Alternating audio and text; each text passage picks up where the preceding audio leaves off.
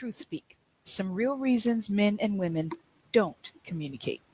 I took the liberty of emphasizing the word don't in this subtitle because many people think that they can't, and that's not true. They can, but there are specific impasses that create difficulties in that communicative process. And the purpose of this particular work is to overcome those impasses so that men and women can exist and have the optimal communicative exchange environments that makes communication actually possible. I met Beth through Facebook. There were many things that she had posted, and I had become a member of her Facebook group. And the Books and Banter Club has been the latest of those Facebook social media efforts. And I'm happy to be able to share with you all this afternoon. What I want to talk with you about today is called Communication Holi-Daze. There's a funny spelling that I've offered for holidays in that it could be muddled, it can be confused, it can often have difficulties. But I want to work through some of those difficulties in communication as they center around the holidays. The first thing that we can look at is the idea that holidays really are stressful for everybody. If you love the holidays, then there's an expectation that your table settings will all be perfect, your cookies will all be decorated perfectly, and everything you do will just bring within itself this crispness of Christmas, and you are perfect. That can become a lot of pressure for some people. On the other hand, if you don't like Christmas at all, the expectation is that you should. And that if you don't like Christmas, there's something wrong with you. And that imposition to enjoy Christmas and the holidays can create its own pressure. It's difficult to be around your family members if they assume that you like Christmas and you don't, or if they know you don't and they are actively trying to convince you otherwise. So, whether you love Christmas or if you don't, the season of holidays can induce pressure. So, for the very first holiday communication tip, take the pressure off yourself. If you love the holidays, every bow doesn't have to be perfect, every wrapping gift doesn't have to be straight out of a catalog. You are, in fact, still human during the holiday period between November 1st and January 2nd. So, take the pressure off of yourself. If you don't like the holidays, you can still take the pressure off of yourself. Share with people what your preferences are and make sure that they are respectful of those.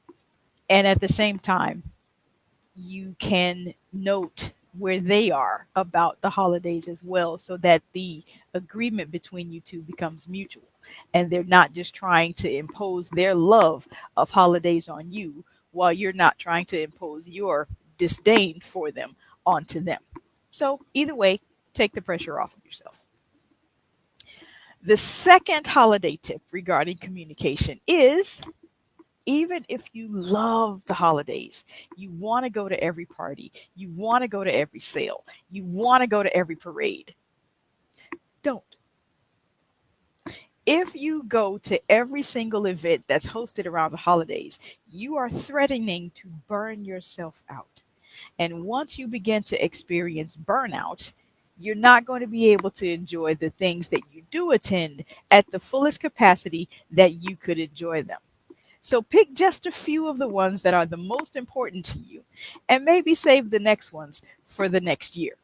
And that way you balance out the capacity, you can avoid burnout, and you can actually enjoy the holiday season as you love it so much. And it doesn't just pass you in an exhausted blur. The third holiday tip, I would like to speak specifically to the single people. If you are unmarried or not in a relationship during the holidays, that's fine. It's perfectly okay. Don't let the holiday warm and fuzzies convince you to re enter a toxic situation if you had good reason to get out of that toxic situation. It's still toxic, even if the holidays are upon us. When you left the situation, it was for good reason, and that should be the way that it stands. However, If you do feel that your last relationship may have lasted had there been the opportunity to work through certain communicative difficulties, wait till January 2nd. If the concerns are valid, they'll still be valid January 2nd or 3rd or 7th or 15th or what have you. They'll still be valid after the holiday season, where the holidays themselves are not encouraging you to make emotional decisions that you would make no other time of year. Wait until after the holidays so that your objective consideration is actually objective and that you're not being molded or influenced by the holiday fuzzies. And as we move from that point, I would like to remind us of something that we regularly hear as far as communication is concerned. We hear often, it's not what you say, but how you say it. I'm adding to that point. It's not just what you say or how you say it, but when. There are specific times that are better than others for delivering any type of news. And if the person is distracted by the holidays, then the holidays become a difficult time to have very serious conversations. And as such, I'd like to expound on that just a little bit with a reading from my book. This is starting on page 197, and we'll talk about avoiding the holidays as a time for serious conversation. Some people love and live for holidays. They decorate the yard, the house, they dress the dog, they make festive cookies for Valentine's, St. Patrick's Day, President's Day, and any holiday that most people recognize, as well as some holidays that most don't. Others are not that festive, and they care nothing for the shelves in the stores that change every few months with the next new acknowledgement. Many times, when we speak of the holidays, we're speaking of that time after Halloween until just after New Year's Day, generally known as the holiday season.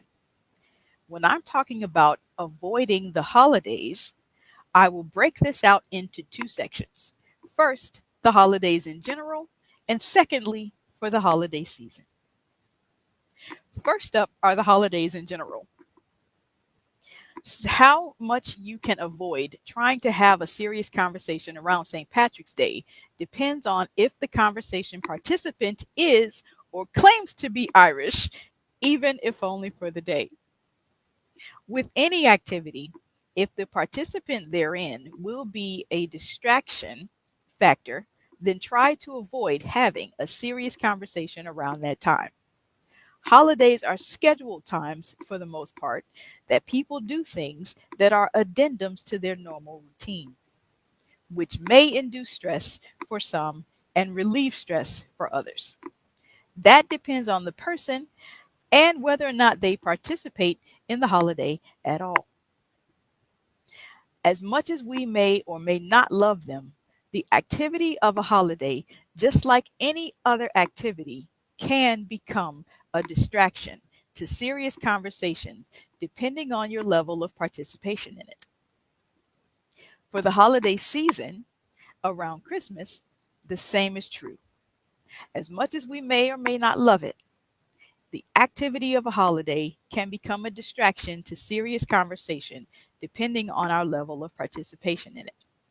However, the difference is that any kind of personal participation is usually eclipsed by society's participation during this time of year, unlike any other time of year for any other holiday. For instance, if your house is not lit with enough Christmas lights to be visible from the moon, it will make a difference to the people in your neighborhood. Whereas a ribbon missing from your front yard on Arbor Day may not raise the same concern. The holiday season and that time of year carries a different weight in society than other holidays, bringing in some senses of quasi forced participation. And that weight, knowingly or unknowingly, can be a distraction. Just knowing that people expect you to be captivated by it all and the fact that others indeed are can be distractions from the conversation if they foster your disdain. If you cannot focus on the person talking to you because you are angry that they care so much about the lights and the sleighs, or their absolute gall to think that you should care as much about these things as they do, then people's response to Christmas makes you angry. And that is a deterrent from the conversation. Whether the effect of the weight is positive toward Christmas or negative, and you commiserate with Mr. Scrooge, it absolutely affects the way that you communicate. If a person is immersed in the holiday season, that is easily a distraction from having many heavy conversations. Also, the Christmas spirit is supposed to be the embodiment of love and giving and cheerful happiness from every direction. That puts its own pleasant briskness into the air despite the blustery cold. And this may be one reason that people choose not to have the we need to talk conversations around Christmas. So, again, that was a reading from my book, TruthSpeak: Some Real Reasons Men and Women Don't Communicate. And as we close this notion of certain holiday nuances for communication, you can follow me on Facebook at my Facebook page, Evelyn Whitney, and TruthSpeak. I have a Facebook page for TruthSpeak. If you are on Instagram and Twitter, you can follow me at eWhitneyBooks. And I have a YouTube channel, Evelyn Whitney. The book is available for purchase at evelynwhitney.com.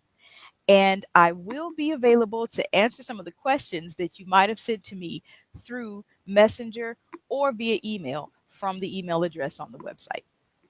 Thank you so much for participating and having such fun with the Books and Banter Jingle My Bells event for this weekend. And please reach out if you have any questions. See you later.